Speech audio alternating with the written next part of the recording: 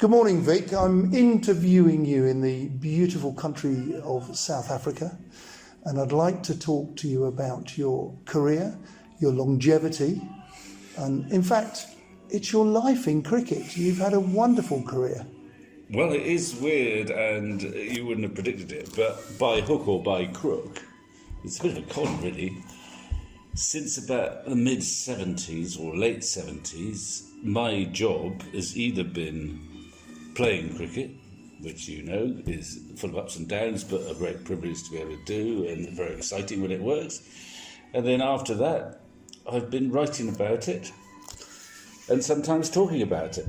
So, yeah, I must love this game. And I'm lucky to have, earned a living alongside it or from it. Oh, absolutely. It's been a tremendous journey. But if we go back to the start, a real Somerset boy, born in Somerset, I'm schooled. I was a farmer's son from Somerset, South Somerset, about 6 or 7 miles from where, unbeknown to me, young Ian was growing up in Yeovil. I ended up going to school in the end in Devon, actually. A place called Blundell's, where Dom Bess came from, and one or two others, Jerry Lloyd's. Good cricketing pedigree. Sort of, yeah. So it's all West Country. As I say, Somerset boy. I've actually lived in Devon, just crept a little bit westward for the last 30 or 40 years. I don't know if they could call me a Devonian now, I doubt it. But definitely, reluctantly do I drift east of Bristol, or indeed Taunton for that matter. So before going to Blundell's, you must have had a bit of cricketing pedigree. Was that your father? Was it the farming community? Well, how did that work then? I can remember the first year where I was really aware of cricket, which was a long time ago. I was 6, and it was 1961, and it was the Ashes tour, and it was Richie Benno as captain. I am only 6 at the time, but that's the first time I was aware of anything, and I could almost talk you through the Aussie lineup and more or less the England lineup in that series, and I blanked before that. And we used to play a bit. My dad would bowl at me, and I've got an older brother. King cricketer? Village cricketer, yeah. Smashed, 6-4 out, I think. I've seen the scorecards. And my brother would bowl a little, who's much older than me, would bowl a bit, and our tractor driver would bowl us now and again too, if he had time. He was quite a good cricketer, so I liked him. From 6 onwards, I remember loving the game. I had someone down the road who gave me my first Wisden, which was the 1962 Wisden for the 1961 season, and she gave me a Wisden for several years, so that kind of reinforced it. So as long as I remember, I sort of somehow got fascinated by it, and I suppose I still am. It's interesting that you brought up at the age of 6 and Richie Benno, and then a neighbour gave you the wisdom. Gosh, what we would do for that today, to make that kind of impression on the next generation, wouldn't we? I guess so. I mean, there weren't so many alternatives, I suppose, entertainments or, things to get excited about. I don't know, you're quite old, Don, but not quite as old as me. That ridiculous sort of morning ritual of getting the paper, and you dive into the cricket scoreboards, which would dominate one side of the paper, and you'd check. I mean, I'd be checking for Somerset, no doubt you might be checking for Essex. Has Roy Virgin got any? Has Merv Kitchen got any today? He's due. Absolutely. I had all their autographs. Yeah, did you? Yeah. So I'd have been doing that, and I remember going on this. We went Somerset. I have a great parallel with Essex in that we played for years and years and years without winning anything. But I remember my dad taking me up to London, which was quite a big thing, to go and watch the Gillette Cup final of 1967 when we played Kent. And we lost. But it was a fantastic occasion to go to Lord's. I was probably 12 then. Mm-hmm. So I'd always kept an eye, keep an eye on the Somerset team. And then going on to the parallel, there is a parallel with Essex that comes a bit later, which is, it's 1979, really. Both of us are good teams before that, but in 1979, Essex are maturing. Essex go on to win 2 titles, the Championship and the B&H Cup, which beating Yorkshire. Yeah, well, we would have had... We got ourselves thrown out of the B&H Cup that year when we declared at 1-0. I don't know if you remember that. No, I don't. Pray tell. Well, we're good sides then, and we're desperate to win, like Essex will. Win something, anything. You must remember this. We played Worcestershire. Somerset versus Worcestershire in the last zonal match of a B&H game, the competition. And it rained on the first day, and it was all wet and horrible. And someone worked out that if we declared 1-0, as it happened, it was impossible. We were atop the zonal league. It was impossible for anyone to go past us because of the weird system of, ratio of balls bowled, run rates or something. So blow me down, dear old Brian Rose, who was our captain, after brief discussions, he declared in this match that 1-0. Off he came. We went out. We bowled 10 balls. They got them. Oh, really? And theoretically, we were still top of the group and would have gone into the quarterfinals. But as it happened, after much anguish and debate, we were thrown out of the competition. Gosh, so did that require a couple of gin and tonics with the old... it would have been the old TCCB. Yeah. Well, I think Rosie, dear, who's now our president at Somerset and has been a fantastic servant to Somerset cricket, he rang up Lords, who Donald Carr was in charge of TCB, who probably nearly swallowed his pipe, and he sort of said, well, I don't think it's a very good idea, but I can't see anything that says it's against the rules. There was nothing in the minutiae. No. So he did take that precaution, but it wasn't sufficient. Anyway, we were thrown out, and there was a vote. There was a vote amongst the counties about what should happen to us, and it was lost 17-1.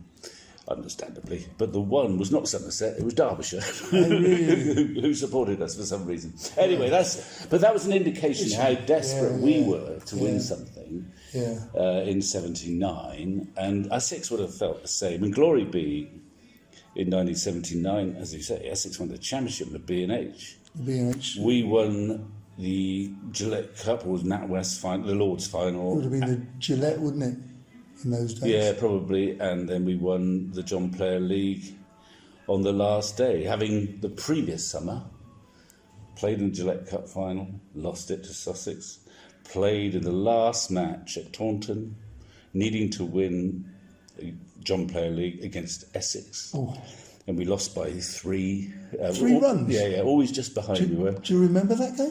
Well, I remembered actually not playing in it because I played in the Lord's final. They made me 12th man for that one, so I remember watching it in agony, really. When you can't do a thing. No, watching it up on the top of the old indoor school roof, and we were batting last. And anyway, we failed by about 2 or 3 runs to win. So we were just devastated that year. And then the following year, as I say, Essex and Somerset did a clean sweep, rather like they did this year. Yeah, they in got 2019. The I mean, Essex won 2. There was only 3 to win. Yes. Essex won 2, and Somerset won the last Lord's final. The Royal London. You've skipped forward there quite a sorry, period of time. No, that's fine. And you mentioned Brian. Of course, Brian Rose was one of your captains. Yeah. And then there was another Brian called Brian Close. Exactly. Yeah. Formidable man. Oh, formidable, wonderful man. Hilarious man, madman. But you were a youngster, and a real youngster. Well, yeah. There was this myth. He'd come to Somerset in 1970, 71, having been, controversially sacked by Yorkshire. He would stay with us for 6 or 7 years, during which time he'd get recalled to the England side in 1976 at the age of 45, playing against the West Indies, Michael Holding, Wayne Daniel, getting absolutely pummeled alongside John Edridge at Old Trafford. I mean, he was a larger-than-life character. He had more self-belief than any cricketer I've come across. He said, and the nearest he got to sort of humility was Muhammad Ali was knocking, was around there, and he said, and this was quite humble by his standards. He said, I don't think I beat him. but he wouldn't knock me down. Really? And there he was at forward short leg when he got dropped by England that time in '76. Having played 3 tests, he was convinced that Greggy, who was the captain, got him dropped because Greggy was struggling a bit, and he was a bit worried that Closey was going to take over. That was Closey's theory, so I better get rid of him. And he'd also say he'd come back and he'd fielded at forward short leg, of course, where he spent all his life for England. And he'd come back and tell us and say they all kept looking at me, so I put them in right place. Tactically very good. Obviously, he was a great leader. Yeah. I mean, his example was fantastic for sheer bravery. I mean, 45 going out and facing those West Indians and, relishing it. Really disappointed when he got dropped. So he was sort of unconventional. He was better in championship games at driving a victory. He wasn't so good at the one-day stuff. He didn't like the one-day stuff initially. But it was mostly sheer example, but he had a sort of nous to do the odd crazy thing, and somehow with Closey it would work. It would work. Sometimes. Yeah. And if you were to talk to Viv or Ian about Closey, and they would just sing his praises without any hesitation at all. That's right. Viv just admired his bravery in those matches against the West Indies. I think sometimes Viv was at forward short leg, and Closey was getting pummeled and pummeled and pummeled. But Viv didn't want his rest of his team to hear him being a bit sympathetic, so he'd whisper to him, "You're right, Cappy, you're right, you're right." He's just been another one in the ribcage. And Closey told him where to go. But he really admired, more than anything, the sheer bravery of Close. And Ian, likewise, although he never gave the impression of listening very hard, they had the odd cricketing sort of explosion. I think Ian actually listened to him, and if you ask Ian about Closey, he was full of admiration. Yeah, he does. Very much a father figure. Yeah. Well, he was. He was also friends with his wife's family at the time. But he was. I'm just trying to remember. There was one, basic explosion, I remember. And he closely timed it perfectly, where Ian was, 20. Beautiful athlete. Brilliant piece of fielding of his own bowling. Batsman stranded. He could have trotted up and removed the bail.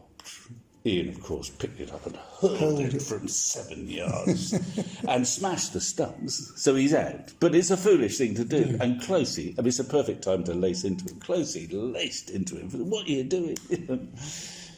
Well, I don't suppose. Ian pretended not to listen, but I think he might have done. So, but he was his sheer example. And he was a selfless cricketer too. He wasn't worried about averages and stuff like that. He was also large. We laughed at him some of the time, but we all come to finish. We really respected him and recognised that we were lucky to play with him. He was a great cricketing legend, Brian Close. Yeah. He played for England in 1949 and in 1976. Incredible. Yeah, amazing. So he was a great leader, as you've highlighted. You also played with another leader. He's now the leader of Pakistan. Oh, yes. The Prime Minister, Imran Khan. Yeah, a little bit. You enjoyed him at Oxford. Yeah. Only fleetingly, to be honest. He was at Oxford in my first year as a student there, and I was there with Chris Tavray, came up at the same time. And it was his last year, and he actually, in your last year, very often you didn't play so much. So he played a few games at the start of the season, 1 or 2, and then he came back after he did his exams. He went off and he got his exams. So I only played a few games with him, and he was just starting to be quick. Not, he got quicker after that, but he just realised, I think, that he had a spell at Worcester, didn't he? Oh, yeah. Before he went to school really at Worcester. great. Yeah, he went to school at Worcester. He played for Worcester, and then of course he went down to Sussex, and there was Imran and LaRue. In those days, as you'll remember, you kind of go through the counties and think, oh, Sussex, oh, it's Imran. Sorry, oh, Sylvester Clarke. Hampshire, it's either Andy Roberts or Malcolm Marshall. Courtney's, it was someone in some everywhere. ways it was a pleasure to play against Essex, even though they were a very good team. Because they had Keith Boyce when I first played against them, but they had great bowlers, but they didn't necessarily scare the living daylights out of you. He lulled you into a false sense of security. Yeah, you did actually. It's a serious point. They were good at that Essex side, the Fletcher's side. They were hilarious, as you know, whether it's Raymond, Ackfield, J.K., Brian Hardy. They were hilarious to play against. Both loved playing against them. He could be very funny too.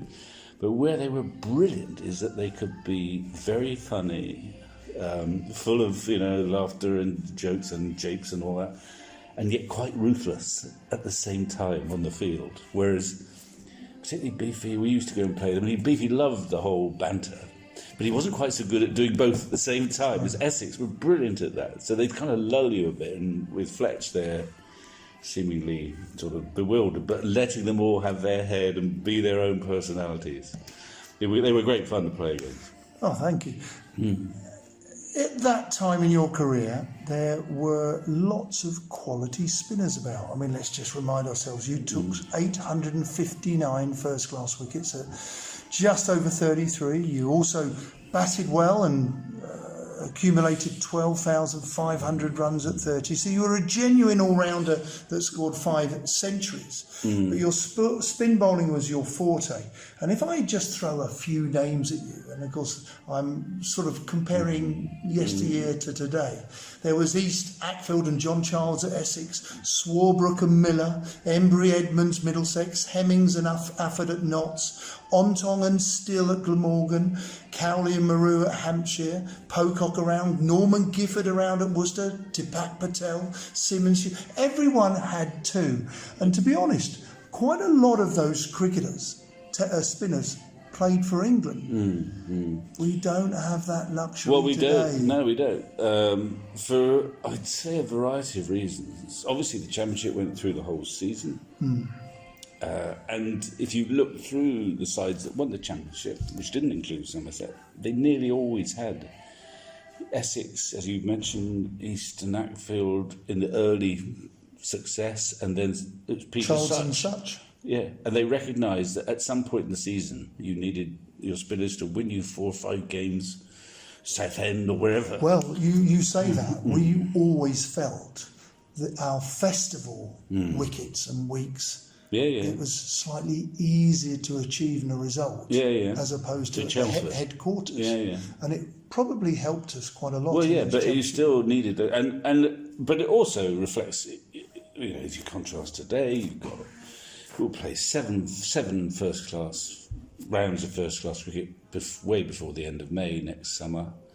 There'll be a whole batch at the end of the season. Traditionally, that's the time when the seamers come into play. It doesn't matter how hard you try. Come April the 15th, chances are it's going to zip around off the seam. So spinners become redundant. And it can apply right at the end of season when it's dewy and damp and all that stuff. And then I've now put my Somerset hat on. They've recently they've taken a punt on getting pitches to turn, and they've got a bit of flack for it. Who's bowling for England? Two Somerset spinners. Don Bess is a novice. He's 22. He's barely played, but he has had a chance to play because their pitches are turning. Jack Leach the same. In the same way that our previous little fund of spinners, Graham Swan, Monty Panesar, played at Northampton, where the pitches were allowed to turn. So unless you get a variety of pitches, they don't all have to turn, but if you get, pitches where there is some hope for the spinners, you're not going to get many to choose from, and that's where we are at the moment. We've got 2 Somerset spinners, basically, in the England squad, one of whom, as I say, is a great little cricketer, Don Bess. But tenacious, he's up for it, he loves the challenge, he's got a terrific attitude, but he's got no real sort of foundation yet. He's learning as he's going, and he's up for it. But he's only there because he's been allowed to play a few games. But very different to your upbringing, because when the county championship was the 17 teams. Yeah. Okay, you might have played 24. It was probably slightly imbalanced or not necessarily equal. But you would have had games where, okay, look, we're not going to win this. We're probably not going to lose this. So we can introduce Vic and give him a long opportunity to bowl, which probably doesn't happen because everything is on every game. We only play 14, which is very different. In your era, they played 24 or even more. So the opportunities, not just technically in the middle of the season, okay, even at the end and the front end of the season, those opportunities are not there as much. Well, that might be true, but in a sense, I don't necessarily think that's a bad thing, in that we did play so many games when you were playing. So it did take out a little bit of the edginess that both sides would sort of might either try and contrive a finish or settle for a draw. I always remember playing against Notts, probably at Trent Bridge, and it was the third day. And we were probably batting in the third innings, and it wasn't clear what was going to happen. We were probably able to get a reasonable score, but I remember Hadley was playing, and you could see Clive Rice make a decision, probably alongside Hadley. They're playing the next day, not on probably a fresh pitch somewhere. They wanted Hadley fresh. So on the third day against Somerset, they took a choice to say, well, the odds are we probably won't win this game, so we're not going to bowl Richard. Which is not necessarily a good thing for the competition. So, I mean, I take your point. There were times, there was more space to learn.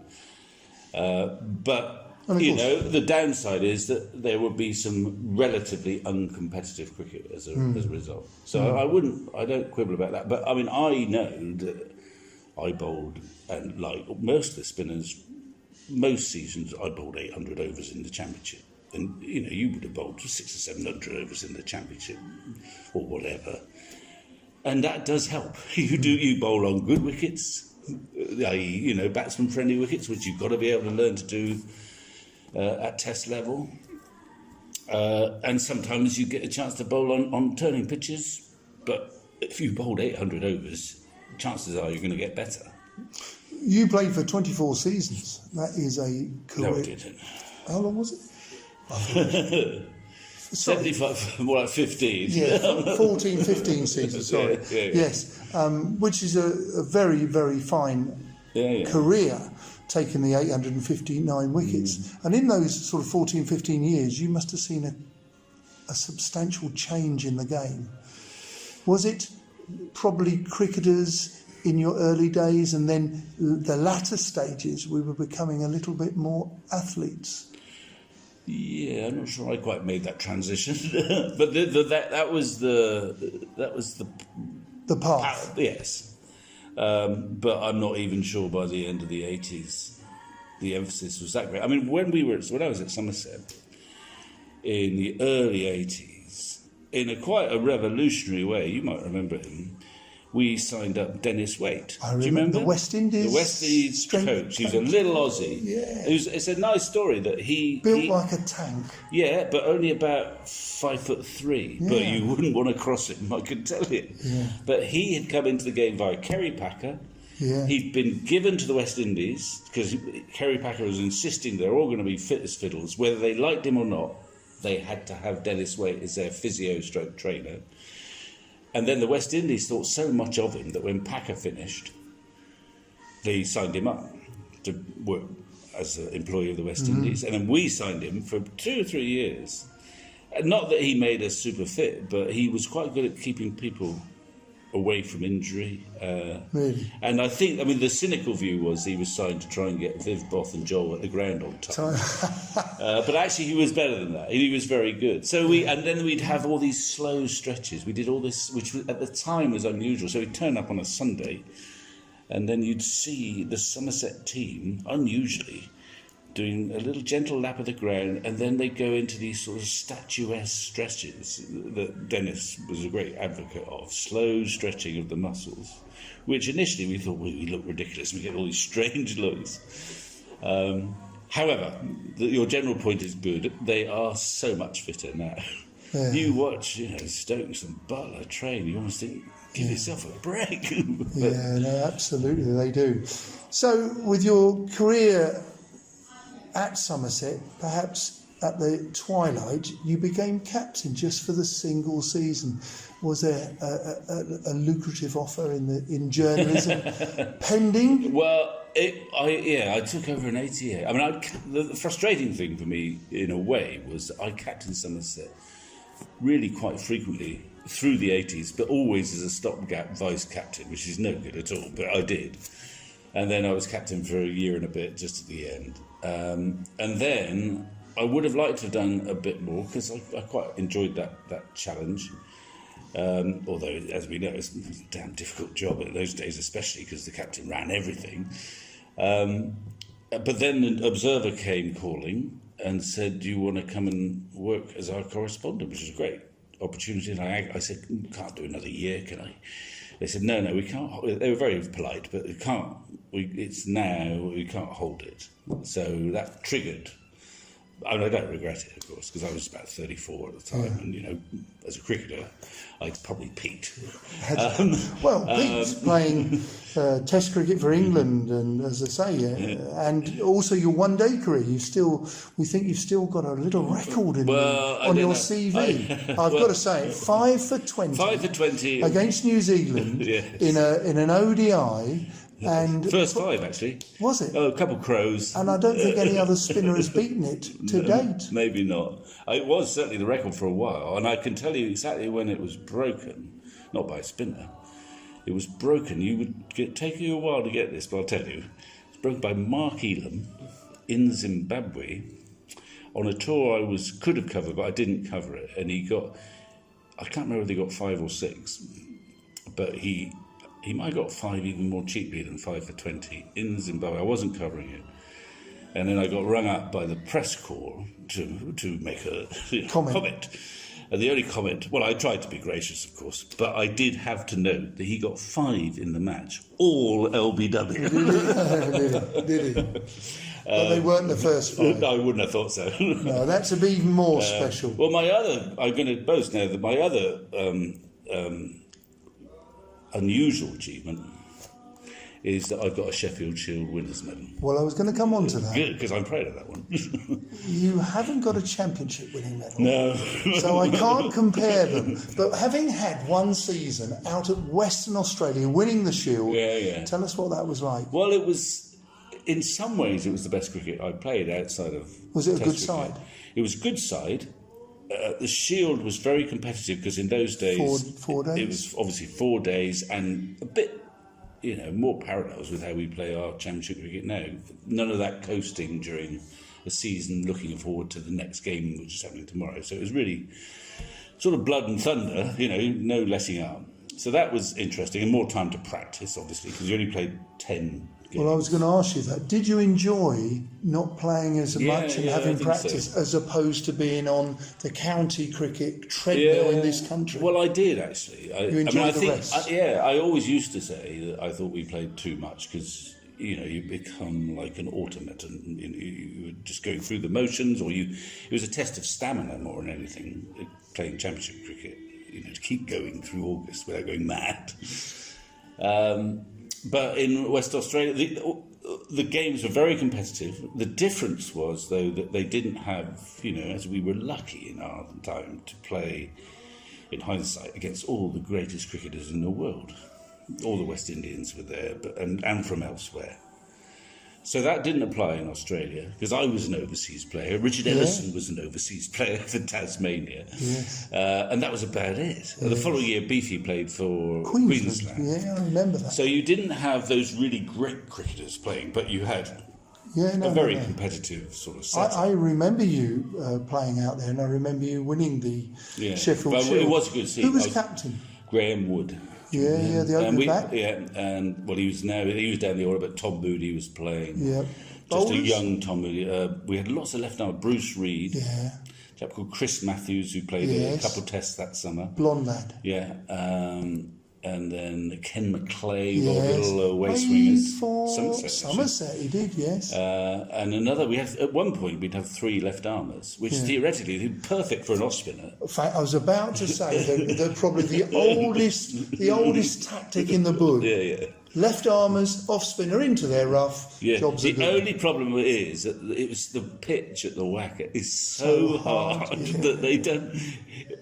They create a little bit of rough, but it's rock hard, and you need to hit the cracks. It doesn't dust up. Take a chisel out there? Yeah, well, I wouldn't dream of it. No, of course. But I would have been signed partly in those days to go bowl a lot more in the eastern states where it tended to turn a bit more. So they needed someone. Sydney, Adelaide in those days. Yeah. But it was just great fun, Yeah. and I got off to a good enough start, so I was well, accepted into the team, and it's quite a challenge. I was over 30 then, but it's like you go to a new setup and you've got to prove yourself again, and I suppose I managed to do that because I had a good team to play into. You come on and they'd be 4 or 5 down, or and you just had to keep it tight and something would happen, sort of thing. But I look back very fondly. Yeah, and a Sheffield Shield winners medal. Absolutely Marvellous. Going back to Somerset, towards there was the Botham, Viv and Joel scenario, which probably made you very sad. Yeah. And then obviously it was quite an old ground at the time, but you were chairman of the cricket committee, but during your tenure, you've picked or got yourself a good squad, but also you must be terribly proud of what I perceive as the best non-playing test match county ground. Well, I mean, they managed at Somerset by hook or by crook. They had 3 very good chief executives in a row, which is almost unknown, I suppose. I expect you remember Peter Anderson, Yes, red face, but absolutely committed, and underneath the bluster, quite a caring employer actually, but a good. And then Richard Gould, who's now at the Oval, Guy Lavender, who's now at Lord's. So they had 3 so that helps a lot to create a stable foundation. And I suppose the other area, and Essex have this in common, that by hook or by crook, it might increasingly be through a lot of the independent schools in the area, but not necessarily just through that. They've managed to uncover a lot of local players, and Essex have done that. And we've been able to do that in recent times. So the current Somerset side, 7, 8 are either from Somerset or Devon, which counts. No, definitely. Whether it's the 2 Overtons, with Tom Abel, the Bartlett, who's just coming through, Jack Leach, Don Bess, Lewis Gregory, they're all actual locals. And then if you can, and that's obviously the way to go if you can. And as I say, Essex has done that with great success. We've managed it. And if you can top that up with the sort of right overseas player, you're onto something. If you get into a situation, it applied in the old days too. If you get into a situation where you've got enough good players so that you don't feel that everything depends on whether it's for us, Viv, or for you, it might have been, I don't know, Kenny McEwen was there. And, you're not so dependent on them that they can be the icing on the cake that goes on to win the match, but they don't have to do all the hard graft. Then you're in business. Yeah. Well, I certainly enjoy going to Taunton because it is a cracking ground. Yeah. I mean, it's funny, really, because you've probably seen about 4 or 5 different pavilions. Well, they've got more pavilions there. I know.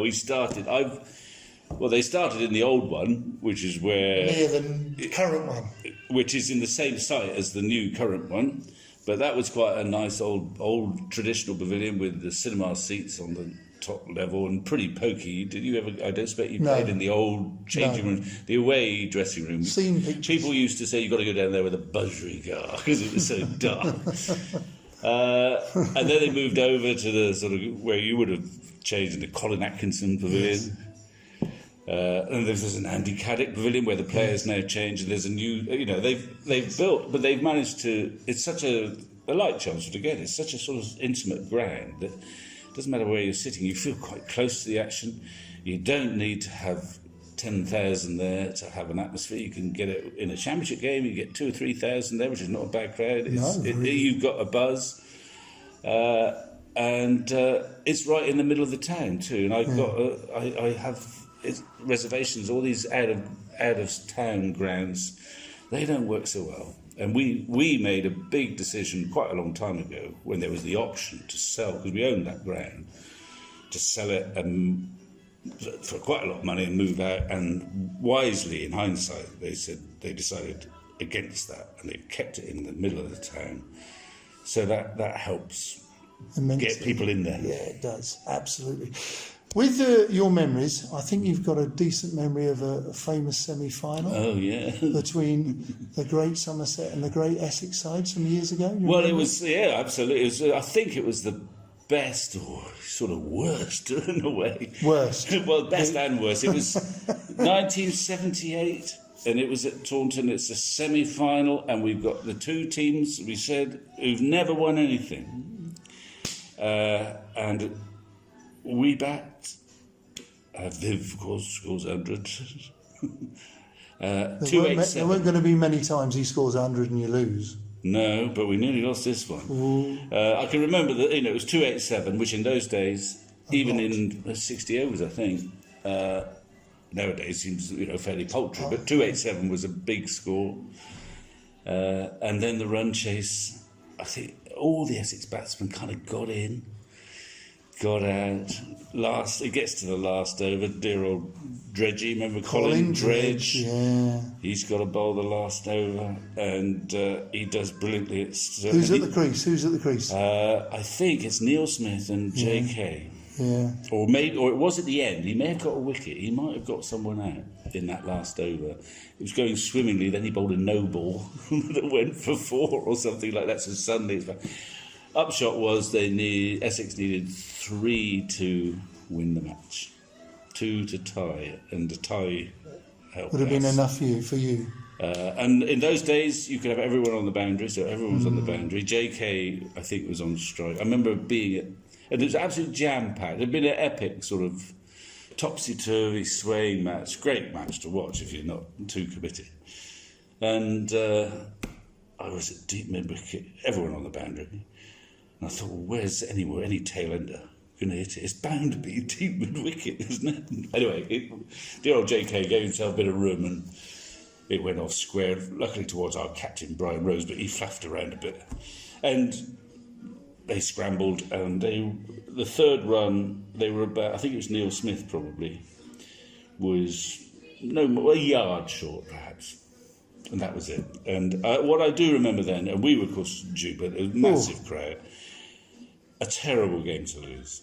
But I always remember, actually, the Essex guys, Raymond and the whole lot of them. Fletch, McEwen. Lovely. I mean, great.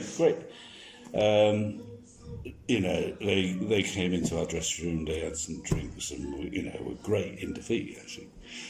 And we did we had that mutual feeling of two non-big city counties desperate to win something. And as I say, it all happened 79, but that was an epic game.